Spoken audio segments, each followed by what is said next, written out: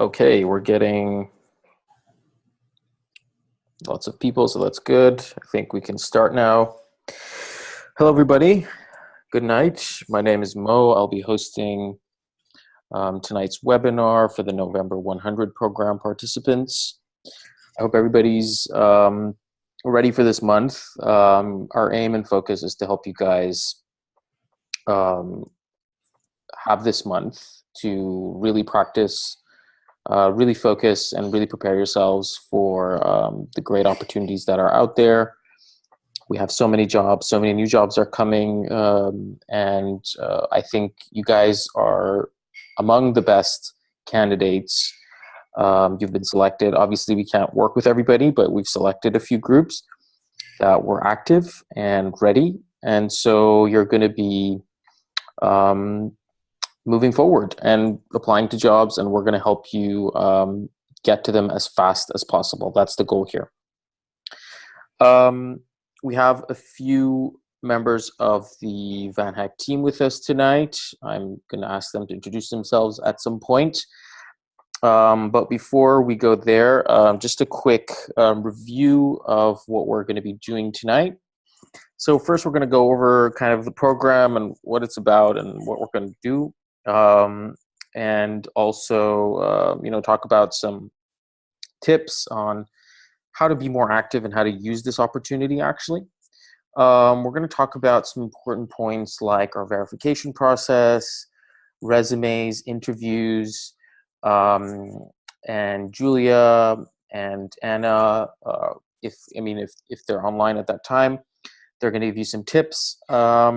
And we're going to also talk about and we want you guys to also share some experiences just to let other Vanhackers know what's going on, what have you been experiencing, kind of sharing your knowledge as well. And also we're going to go for some questions. Some members of our team might also pop in to discuss some job opportunities, and we'll just take it from there. Okay, so we have 38 people here. Not bad, not bad. So I guess that's good enough to get started. Julia, are you on the call? Yes, I am. Hello, Julia. How are you? I'm here. Yeah, I'm fine, Mo. Thank you. Thank you for asking. Great. So, would you like to introduce yourself to everybody? yes, for sure. So, guys, my name is Julia. I think that I know some people that joined this section. My background is HR, so I have around 7 years of experience working with HR. I have some experience being a recruiter as well. And I think now I am the oldest member at Vanhack with Ilya. So I am at Vanhack for 1 year and a half. And nowadays I'm responsible for giving some consultations about curriculum, LinkedIn, and also conduct some mock interviews. Amazing. Thank you so much. Anyone who's ever had a session with Julia knows the valuable advice and tips she gives you. She spends so much time and energy on every single person that goes to her for help. What Julia does actually is she helps you prepare for the interview before the session. So once you actually are, get the chance to talk to a company and the company is interested in your profile, we introduce you to Julia. This has happened to a lot of you. And she talks to you and she kind of gets you ready for that final interview. A crucial step for all of you is the interview. Don't underestimate it. It's not easy. It's definitely doable. I mean, of course, you can learn to master it, and you can learn, how to make it work for you.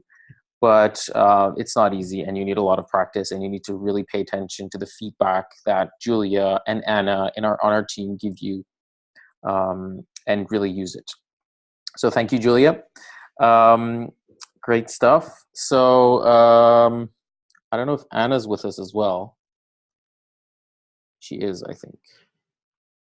Yes, I'm here. Hello, Anna. Would you like to introduce yourself as well? Yeah, sure. I'm Anna. I'm also from the HR area. I'm the Julia's group, and my function here is to prepare you guys. I know some of you, I know we already talked it. So if you need some help during to prepare yourself for the interview, so just book a mock interview. That's really important, just as Moe just told us. So count on me. I'm here to help you guys and give you a lot of tips. And so you have my mail. Count on me. Thank you so much, Anna.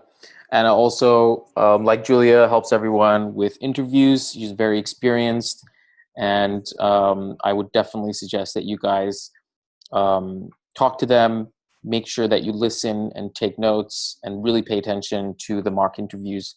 It really changes people's lives because it's stressful in an interview, and you need someone who is an expert to tell you what you should be paying attention to and what are the things that you should be careful about. So thank you guys, and happy to have you guys with us. We also have Christy here from our team, who a lot of you might have spoken to. Christy, come on up. Hi guys, I'm Christy. I'm the guy with the verification. So I think all of you have spoken with me about your English fluency. So yeah, if you didn't, just text me here on Slack, and we are going to do it again. Yes, Christy's in charge of our verification process. So like the coding challenges and, taking a look at your CV and also, of course, your English skills. These are crucial steps because not that we're looking to filter you guys. It's more about making sure that you're actually ready to be presented to a company, because great companies have high expectations, and you need to be presented well. Your English level needs to be at the right level. Your CV has to be explaining all your skills, all your relevant experience, and we need to make sure that all of you fit that. So that's why Christy helps us make sure we double check everything. Thank you so much. I don't know if we have anyone else from our team right now, but if we do, please jump on the call, and so you can introduce yourselves to the team, to the batch. We've got almost 50 people, so that's great, and let's get this going. So I know that Julia and Anna probably have mock interviews or some calls, so I'm going to let them start first, and then we're going to take the rest. So Julia, my question for you would be, what do you think are the most important points that candidates should consider, especially for interviews? And, just go ahead from there and we'll continue. Okay. Guys, my suggestion related to interviews is always connect your background, your professional history with the job description and with the company, okay? Sometimes the most common mistakes that I see usually when I conduct mock interview is the candidate, it's very focused in his or her background, professional history, and forget to understand what kind of profile the company is looking for. What is the business of the company? And always I try to teach, it's your responsibility to make the life easier for the recruiter. Okay, so it's your responsibility to show them that you are the perfect, the great candidate to get this job. Another tip that usually I give to the candidates is always try to check who is going to interview you. So always when you have an interview, ask, okay, who is going to be my interviewer? Who is going to be the recruiter? And if it's possible, check on LinkedIn profile. Try to forecast some questions that probably you are going to receive. It is funny, but yesterday, for example, I was coaching a guy in a mock interview, and he's going to have an interview this week with a startup. And the interview is going to be with the CEO. And he was a little bit nervous with his English. And I say to him, hey, if you are going to have the interview with CEO, probably the CEO can have some videos on YouTube watch the video. So with this kind of approach, you are going to understand, okay, you are going to train your listening, your his or her accent, relate to the interview, and also understand, okay, my interviewer is funny, it's more a technical guy, it's a little bit arrogant, okay? And usually you feel nervous and anxious when you don't know what is going to happen. And when you participate in our mock interview, we try to reduce this kind of feeling. We try to help you to feel more confident and adapt, format your answers according to the company and the job description. Another tip, Moi, very quickly, that I would like to give to you guys is always, when you prepare your curriculum, you need to be direct to the point, but don't be so simple. Usually I have the both sides of curriculums when I correct. Some curriculums, a lot of information distract me. Usually I have seconds to take a look at the curriculum, and you add a lot of informations, and some informations are not connected with the job position, so I lose time checking all the informations, and sometimes are too simple, And always remember, the difference between you and your competitor is the experience that you have. So I need to know the products, projects that you conduct, some indicators that you achieved. Okay, this is my tip. Perfect. Lots of amazing things. I hope everybody was listening, taking notes. It's super valuable to understand how this process works. And just kind of to put this into perspective, your CV, your resume, your curriculum is what gets you the interview, right? That's really important. So you need to have the proper CV that actually gets you the interview, that, stands out, shows your experience, and is also easy and simple for the recruiter to digest and absorb and understand who you are and why you're a perfect fit for this position. Another thing that I really see is that a lot of CVs don't have focus. So it's not really clear, like you say you're an Android developer, but then your experience is lots of different things, and then you hide some experience, and then you don't have the most important ones on top. Or you've mentioned that you're a backend developer, but then your experiences are listed as full stack, and then you're not talking about all the right, the most important technology stacks that you're going to be working with in your new position. So make sure that you have focus if you're applying for a backend position, and if one technology is your dominant strength, please focus on that. Make sure that it is highlighted. Projects that you've worked on, anything that you've done with that technology is super easy and clear to read. And obviously, of course, with the interview is the step where you actually, if you pass that, there's a connection between you and the recruiter. The recruiter understands you. They can trust you. You have to be able to establish that, and they can understand you easily.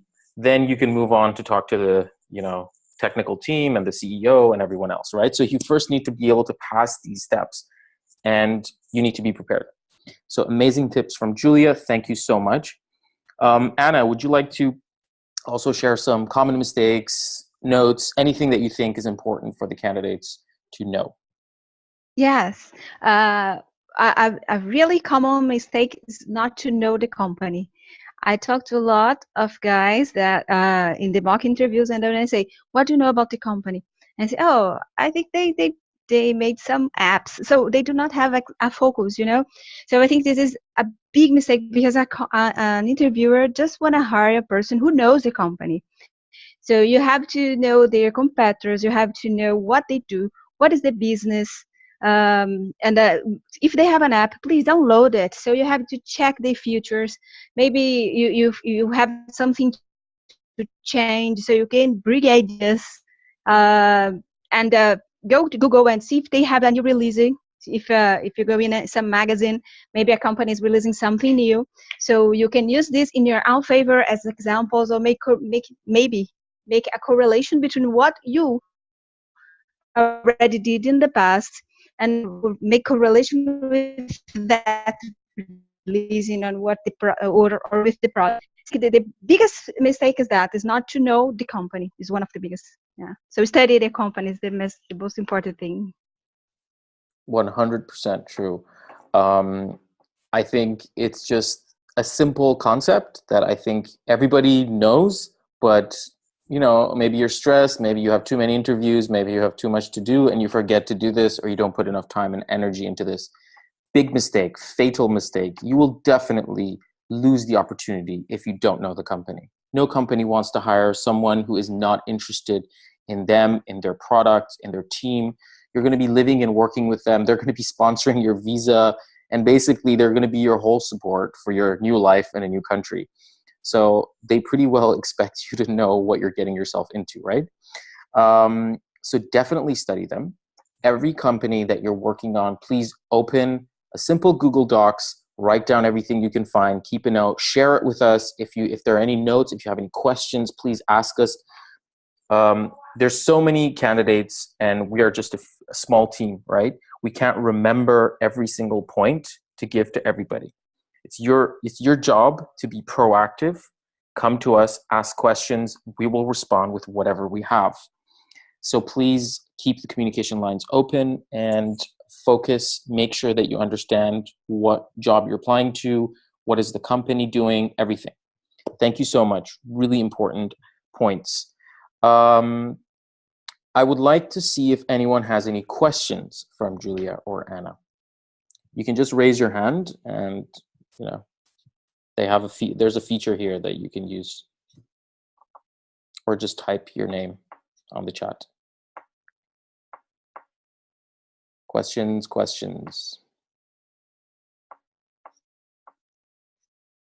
Not all at once, one at a time. Moi, can I give more some suggestions, some tips? Of course. Yeah. Another common mistake, and maybe Anna can agree with me. Usually, we start our call, our mock interview, making this common question: "Tell me about yourself," because it's a broad, but it's a warm question, and usually all the interviewers are going to use this kind of approach. And always I try to teach, guys, it's a broad question, but your answer needs to be specific, connect with the job. And sometimes the people start to say, oh, I'm from Brazil, I live in Sao Paulo, I am married, or say, oh, in my free time. Okay, you don't need to say that. My point is related to the job. So always be very, very specific. Another point, Moi, that is very curious. In the end of my mock interview, I always highlight that I don't know anybody from Vanhack that got a job. I am in Vanhack 1.5 years. I don't know anybody that got a job in Vanhack without preparation. A lot of studies, practice, a lot of questions and answers. Yesterday, I coached a guy from India. Our mock interview was at 4 a.m. for him. And his interview was at 6 a.m. His name is Javi. He got a job today for this company. So he wake up at 4 a.m. and during this time, I sent to him 15 questions and he answered all the questions, you know. So guys, you need to study, practice a lot. So this is my next 2 tips. Amazing. And once again, proves the point that this is really a process that takes a lot of hard work and dedication. So it's not something that, okay, just because I'm a great, talented developer, designer, or whatever, doesn't mean that you're automatically going to get the job. It doesn't work that way, right? Because there's a lot of different companies with a lot of different expectations and different ways of working, and they want to know that you're a fit to them, and you have to be able to make sure that they understand that. There's so many candidates for each job, and they just don't have the time to really dig deep into that. You have to make that happen in a few seconds with your CV, with the first few minutes of your interview. If it doesn't happen then, it's out. You know, you're not going to get another chance to do that. Whom should I contact for a review of my resume? You can get in touch with Julia, Anna, me, Christy, but obviously Julia and Anna will have better insights into your CV. So just send them a message on Slack, I think, or email. I mean, I'm pretty sure most of you have their email. I'm just going to type it here as well. or Anna. I'm not sure if your email is your email just Anna? Can you type your email, or is it Anna Linz? Sorry, I don't have your voice, Anna. It's Anna@vanhack.com, just that. There we go. Yep. So I put here the most common mistakes. So we were talking about this. So if you want, just copy this link and see these articles. This is very interesting. Oh, amazing. Great. Okay, so I'm going to also copy this into our Slack group for November. There we go. Perfect. So lots of great tips. Any questions, anyone? Sorry, I can't just raise hands. I can't find the option for some reason. That's okay. Just go ahead with your question. So, what I was thinking, like, I tried, emailing, like, I don't know, I emailed maybe Christy, so he could take a look at my resume, but I didn't get a response. So, like, what are the bases, like, you filter a candidate to send to a company? Okay, great question. Great question. So when we talk to companies, there's lots of different layers of communication between us and a company, right? So we have an initial sales call with them. They like us. They become our partners. Then we have an onboarding call with me or Paul or Ilya himself, and they explain to us exactly what they're looking for in the role, in a role, so that we get some notes. They also send us their job description. Sometimes we talk to people on their tech team or their hiring manager or someone else, right? So they join conversations. So a few conversations happen and we gather kind of an information on what this company needs.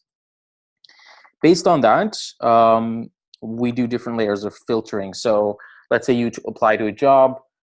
We have some team members who go through your CVs, just make sure that you have the basics.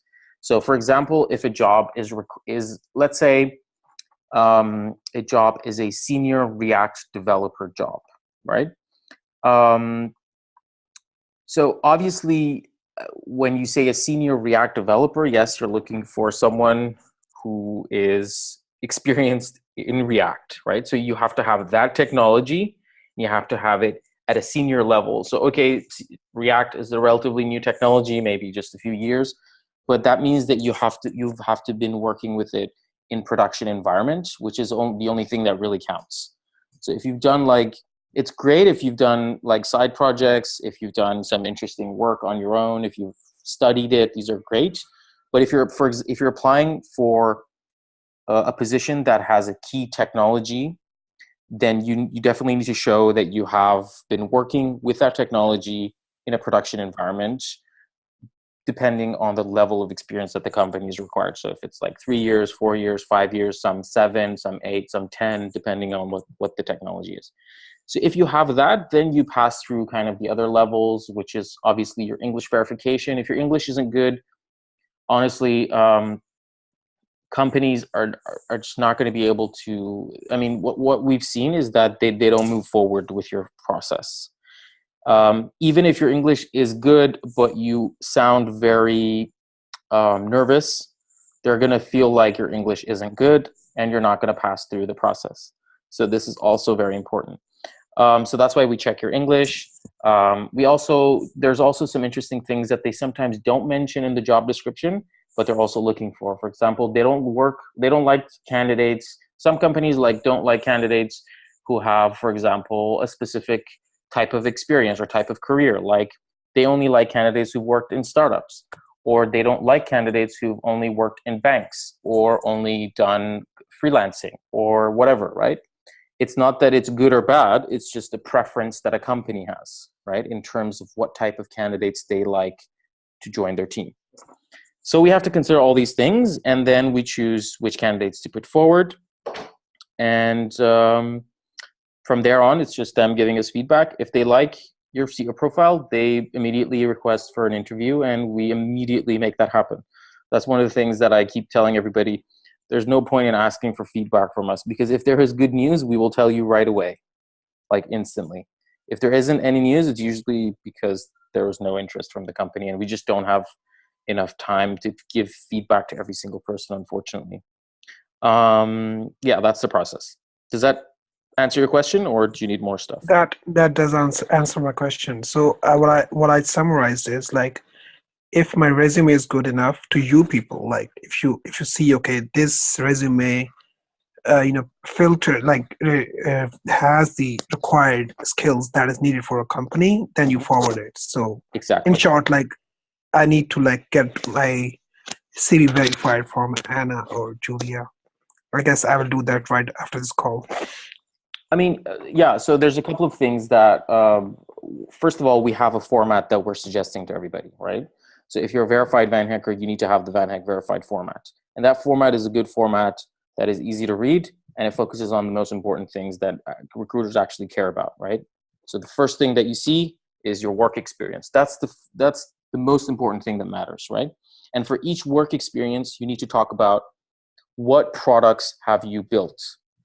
What did you hack? What did you improve? What projects did you work on? What part of the company did you improve or work? What were you doing? Just saying that I worked here as a software developer for 5 years means nothing, right? I can't understand anything from that, right? Because that's your title. That's what you've been supposed to be doing. What I need to know is, what have you been doing during these 5 years in a company, right? What projects did you work on? What did you build? What tech stack did you work with? Because if you say, for example, you are a developer working with Java, okay, great. But a lot of companies care, what version of Java have you been working with? And when did you do this, right? What frameworks have you been working with? Blah, blah, blah, all these things. So for each job position, put the necessary important information there and make sure that it's clear. Don't write unnecessary details, just the important bullet points of all the highlights of your time at that company or at that position.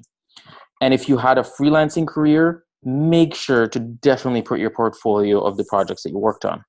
Saying that you were a freelancer for 5 years doesn't mean anything to a recruiter, right? Because I don't even know what you've been doing for the 5 years, right? So you need to give details about it. Show your portfolio, what projects, links, anything that you can. If you have like projects that you can put on GitHub, please do that, and make sure that there's something for you to demonstrate. Okay, great. Question. Okay, I think Murillo had his hand up. I want him to ask his question, and then we have some questions in text. Go ahead. Okay, thank you. So my question is around more the technical part of the interview. I think that different companies have different strategies on how they evaluate the candidates from a technical point of view. I've been some process where they use like more an interview base, where the recruiter calls a senior member of the team and they ask you about a lot of technical questions. There's also some companies that prefer you doing a small project so they can evaluate your code and assess your skills through your code. And there are also some algorithm-based tests that you do on those online tools. What is the most common strategy that you've seen that companies use to evaluate the candidates? That's a really, really good question, and it's very difficult to answer because there is no common method. Companies have their own ways depending on their CTO and what he prefers, he or she. I think what a lot of companies are definitely doing is they all have challenges for you. So it's just different formats of challenges. So whether it's a pre-made challenge like Codility or HackerRank or whatever, or sometimes they have their fancier companies which have a lot more technical depth, usually have their own coding challenge, and they kind of have an assignment or take-home project that they give you and you have to go through. So that's definitely part of it. And what's almost certainly part of that is reviewing your code with someone who actually understands it, right? So there's going to be the person who probably designed that code or the challenge is going to sit down with you and review your code and ask you questions. So that's definitely going to be part of it. The platform differs, what type of challenge they give you differs, but this is really important. And a lot of times you need to understand that in a lot of these assignments, what they look for is actually how you approach the problem, not just solving it. So how you approach it is probably more important than actually solving the problem, even if you're not able to solve it. But if you have the right approach, I think you still have a really good chance of passing the technical interview, right? So make sure you have good explanations about why you chose different methods and all that stuff. You know, even if you run out of time, but you went the right path, I think that's fine, right? Because you tried some things and you found the right way, and then, okay, that's great. So I think that's kind of what I understand from the process. Ash, wanted to say something? Yeah, just wanted to add that another good thing to do would be to look at the GitHub profiles of the people doing the interviews for you. You usually get paired up with a senior technical programmer. Just search their name, GitHub. Take a look at their code that they've published online. That'll give you a good idea of the standards, the technical standards that the company expects. Many of the senior engineers who do the technical interviews have public profiles with all the information over there. Just take a look at that. Also, just search for any developers in the company. So once you're connected to them, you'll find, you can just go to LinkedIn and find a bunch of developers that work there. Take a look at, any kind of public repositories, like repos that they have, and try to take a look at what kind of standards they've set. I'll give you an idea of what their expectations are. Yeah. Perfect. Thank you so much. By the way, Ash, do you want to do a quick intro of yourself? Ash is part of our team. He manages growth in Canada, and a lot of the jobs that you guys apply to, especially in Canada, come from him. So he's kind of the master there. Why don't you introduce yourself? I'm not really a master, but thanks, Mo.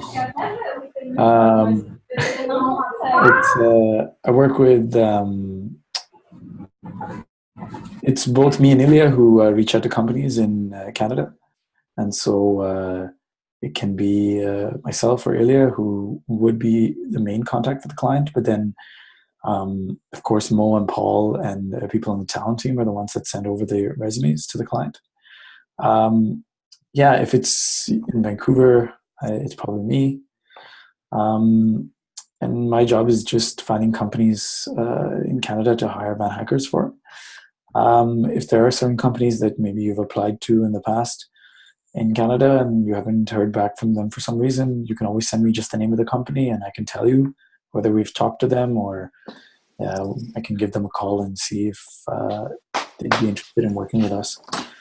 The good thing is because we reach out to a lot of companies, we can tell you whether that company does sponsorship or not if we've spoken to them previously.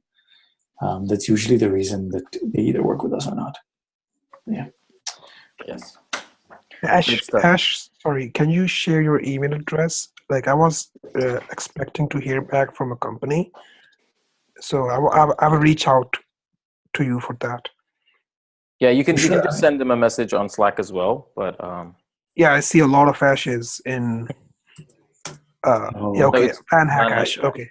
Obviously, yeah. Gotcha. Everyone from the team has a Vanhack in their name. Thanks. Cool. Yeah. So reach out to him. But as I said, I mean, I know that everybody wants the feedback and everything, but my suggestion would be to focus on your roles and your positions, because if you don't hear back from a company, usually it's because they're not interested, and it doesn't mean that you're not a good candidate. It just means that for whatever reason they're not interested. So don't think about it, don't get stuck on it, and just move forward to the next position. And what I try to do is with companies that interview the candidates that we work with, I just try, when you do an interview, I always try to get the feedback from the company on why they're not going ahead with you if they choose not to. So I think the objective is to just land some interviews, and once you guys get into interviews, you'll get that feedback on an ongoing basis. And usually when you meet the technical requirements and fill out your resume, do all the things that Mo's been talking about, you end up in interviews. There are quite a few people here who I'm looking at who have had interviews already. And you get like a little bit of feedback from that. Yep, exactly. Perfect. Good stuff. All right, so we have a bunch of more questions. Thank you, Ash. Great stuff. Please reach out to him if you have any questions, but don't bombard him with questions of, hey, what's the status today? What happened to the job the other day? Please don't do that. It's so annoying and it has no effect. So if there's any good news, we will reach out to you like right that moment, literally. So questions. What's the bet? Focusing here in a specific country, or it's like Canada, or we are looking So yeah, I mean, for all the jobs are jobs in Europe or Canada. everywhere. Sorry, I didn't. All the jobs are in Europe or Canada. Mainly in Europe, mainly Germany, Netherlands. We have one in Vienna, Malta, a few places, but mostly Germany and Netherlands. Majority of European jobs. In Canada, obviously, we have all over. So yeah. Question. Let's see. Someone asked, is there a requirement to have a Marc interview? Yes, you need to have an interview actually scheduled with a company. So because there's a lot of people that need these Marc interviews, the priority is with people who have actually been able to successfully land an interview at a company. Julia and Anna have limited amount of time, so in a day, so we need to put the priority for people who actually have an interview. Someone asked about an architect, difference between architect and senior position. They're completely different. Senior is just someone who has a lot of experience in a specific area. Architect is just like a different type of role, right? And what else? Well, is a position we really care about, but they're asking for technology that we don't have experience in. We don't ever have a chance. I mean, a good developer can learn fast any language. Yes, you can, but companies usually at this stage don't hire people to train them.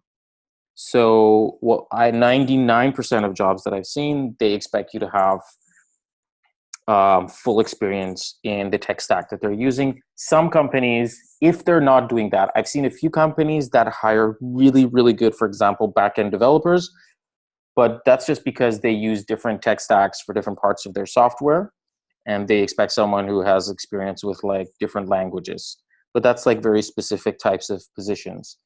Otherwise, when you're applying to positions and a company is willing to go to the hassle of hiring someone from abroad, and usually at the stage where they're hiring, they expect you to have the technology stack. So focus on jobs that you actually are a good match on and really prepare for them. Really study them, make sure your CV reflects your experience and apply to those jobs and make sure that you do well.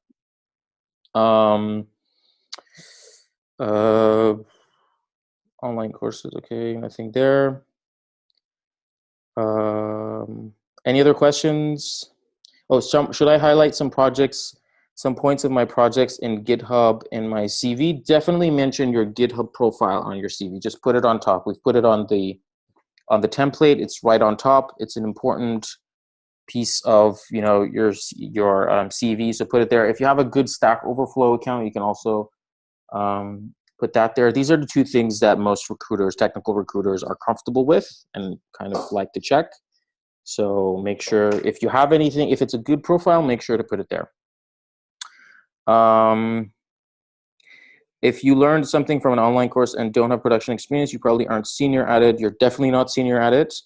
At best, you'd be average. And to be honest, when you say you've learned something online, that doesn't count as experience. That counts as something that you're knowledgeable in. That's great, right? But that's how you need to define it in your CV, right? So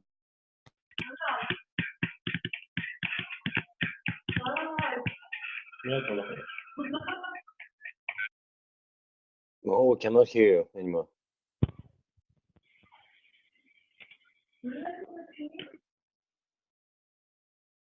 Moi, we are not able to listen to hear you.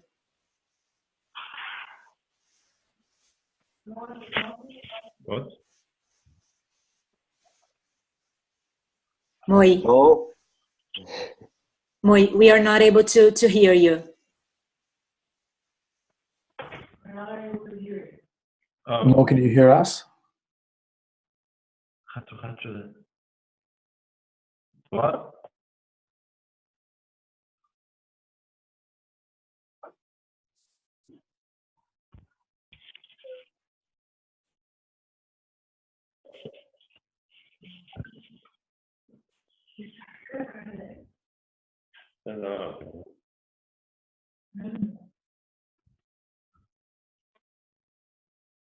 Just a test.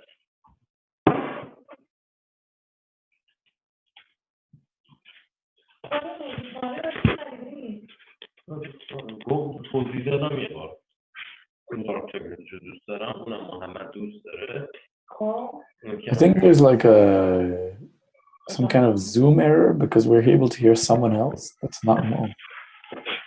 Yeah, and we cannot hear Ilya. Hello. Okay, guys. Like Mo was saying, I'm just gonna take over a second. Mo, you can make me the host and then come back, possibly. You're gonna just ping in.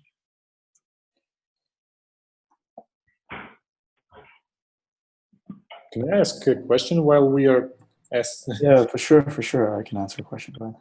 I mean, ask. Okay, so this is a question for Ilya, because he has started with a lot of information and tips on how to make a good CV and how to prepare yourself for a potential employer. And I would just want to share a little bit of my experience.